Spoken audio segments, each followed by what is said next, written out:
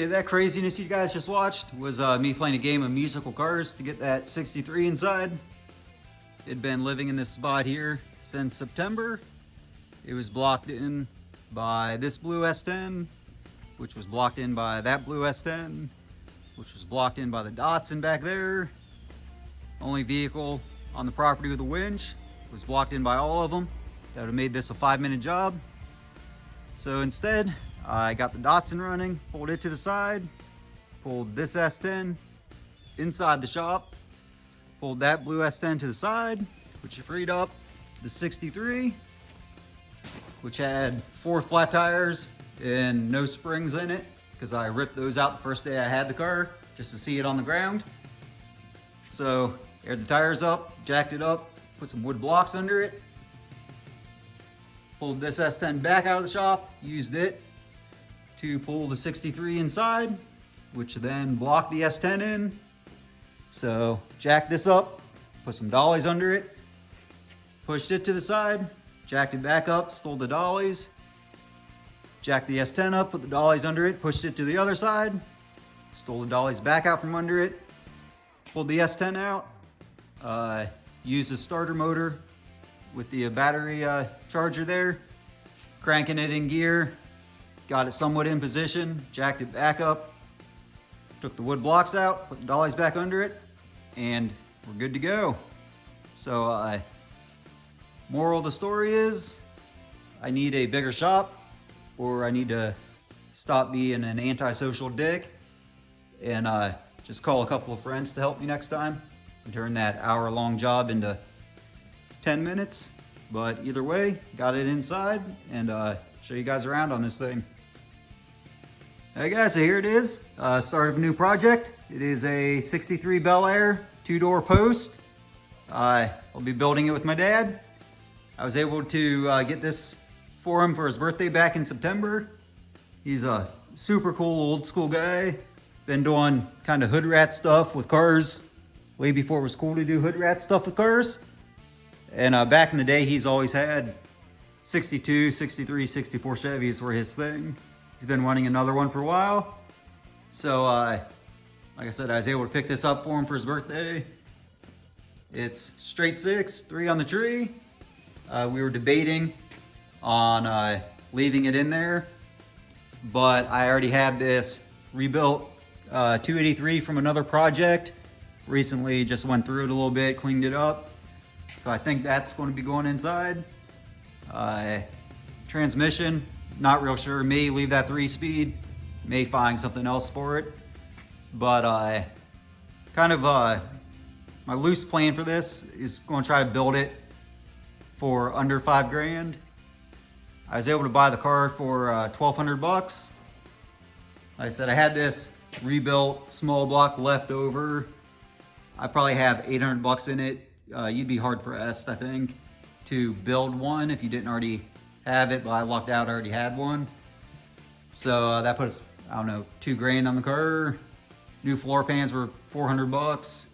So what, 2,400? We're going to bag it, obviously. A lot of this I already had laying around, so that saves some money. Still need a lot of stuff, but so far the only thing I've had to buy is the airbags. That's 200 bucks, so that puts it at, I don't know, 2,600. The wheels I had, I think I paid 200 or 250 for them. They're going to need new tires, but either way, or 2,800, something like that. Still under $2,000. Still have a little budget, so it's going to need a lot of stuff, but I have a lot of stuff laying around. I have another 63 parts car. The car itself really isn't too bad. I think a lot of people probably wouldn't save it, but that's kind of what I do, is build cars other people don't want to save. But honestly, it's not that bad, especially for around here in Ohio. Rockers, super solid. Underneath all the typical spots on these X-frame cars, all the body mounts are actually pretty good. A lot better than what I started with on my own 63. But it does have spots like this here. Bottom of the doors, both sides, kind of flapping around. Quarter panels, same thing, little spots. But I'm just going to patch all those up and blend this patina back in because I love the look of the car. So I don't want to go hanging quarters on it and everything. To me, that would ruin the whole look of the car. So I'm just going to patch all that up, blend it back in, and try to preserve the look of this thing.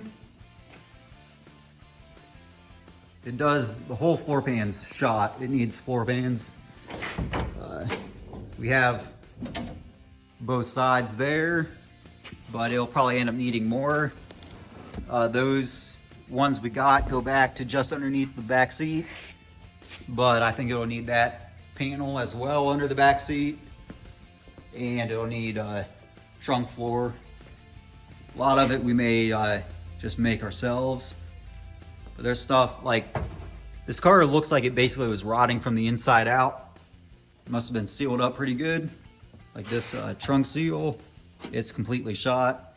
But I have that other part 63, so I can cut all that out. Just kind of scab it in here. We're not going for perfection on this car. It's just going to be a cool cruiser for him.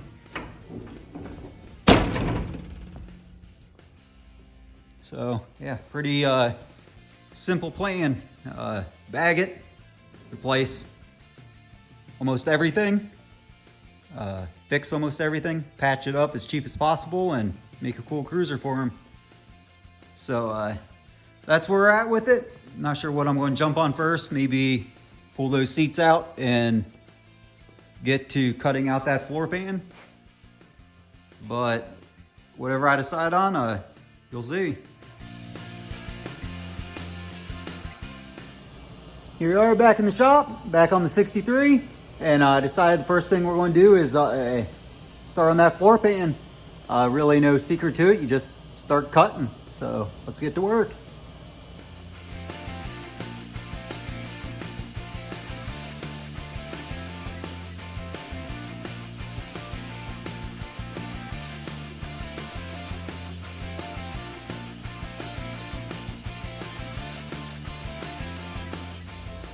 I gotta show you what I'm working with here. I got the rear seat out.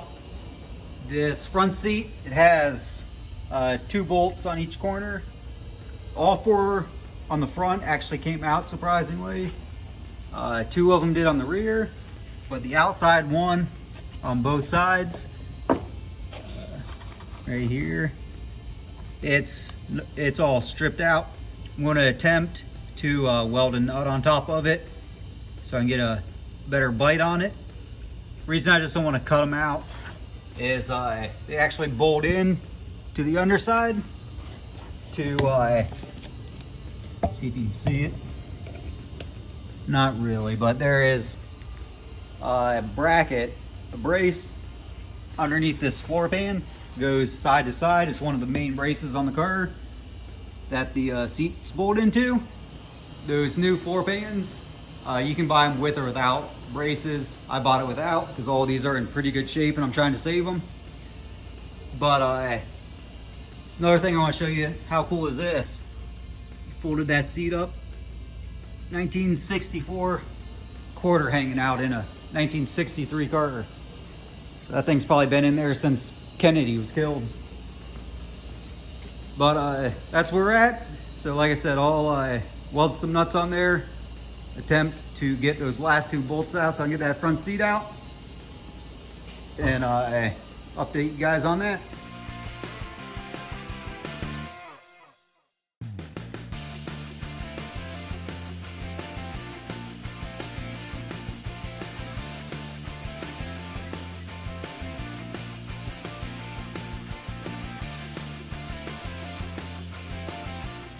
Okay, well, it's ugly, but it worked.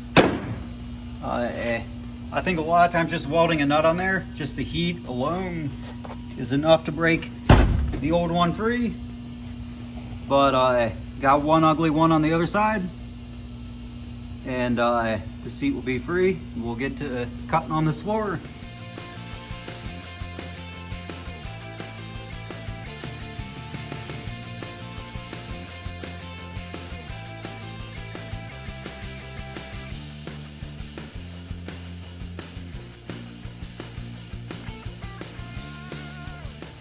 So how about this, guys? Almost 60-year-old car in Ohio, and again, it's not pretty, but got the job done. Nice rusty old car in Ohio, 60 years old, and 6 out of the 8 bolts came out no problem. The other 2 came out with a little heat. So I'm pretty excited for that. Okay, got the seat out. Give you guys a little better look of what we're working with. Like, to me, this is not too bad at all.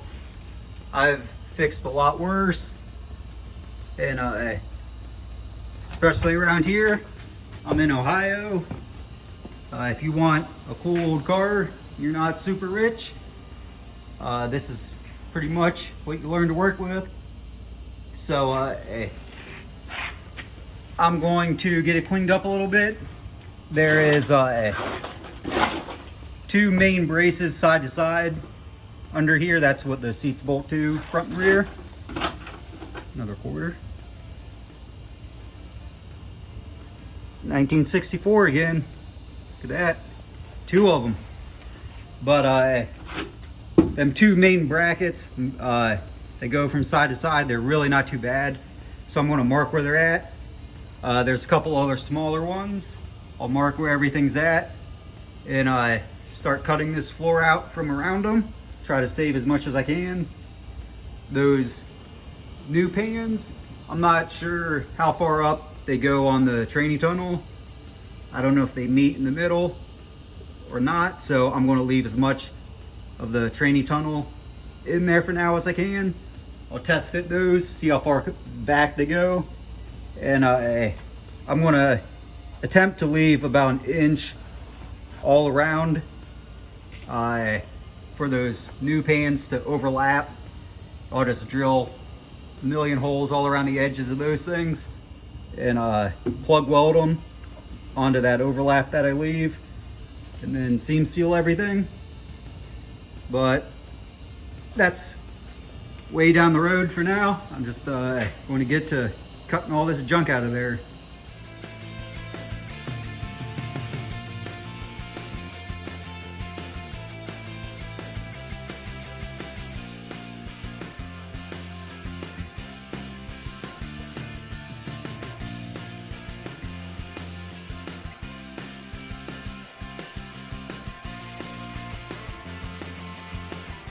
Okay, so here's just a real quick overview of how I like to do this.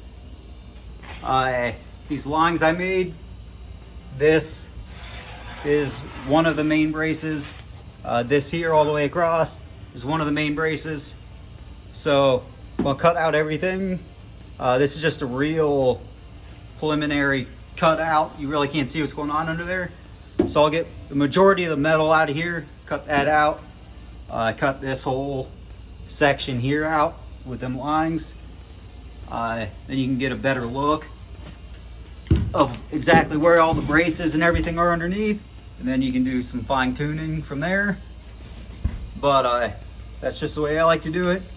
Some people might think I'm a complete hack, and I might think that too sometimes, but I get the job done. So that's the plan, and that's what I'm going to do.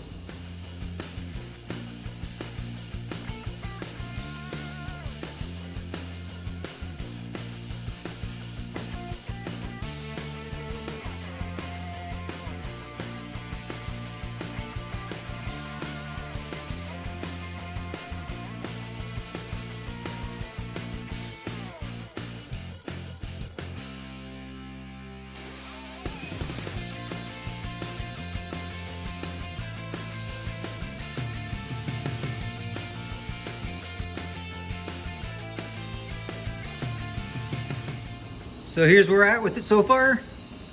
Like I said, just a real rough cut to get 90% of the junk out of the way. Now you can go back. You can actually see what you're working with underneath. Feel up under here. Feel where all them braces are. And now you can go back, make some new lines, cut everything a little cleaner. And just kind of fine tune everything. But at least all that junk's out of your way to do that. So I'll do that next. And then I want to just kind of test fit these new pans. I'll just try to get them in place there and then kind of trace wherever they overlap, take them back out, and then hopefully leave about a 1-inch overlay between all this old stuff and that new stuff. And then I cut out all the excess metal. But that's where we're at with it for now. So like I said, I'll kind of fine tune everything and go from there.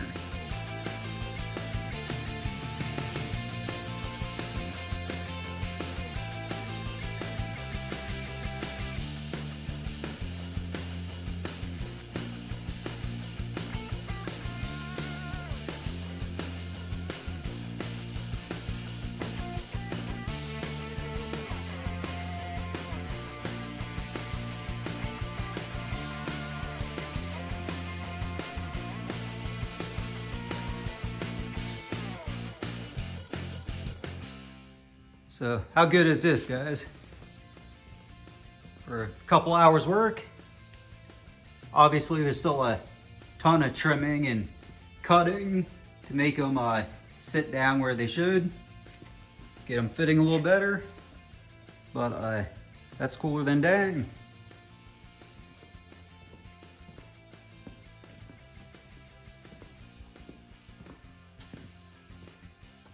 I said for just an afternoon's work to eliminate that much rust on this thing, I'm pretty excited. And that's that back panel I mentioned before. I don't know if I'll buy a replacement one or just patch that up, because it's all pretty basic, easy pieces to make. So I may just patch that up.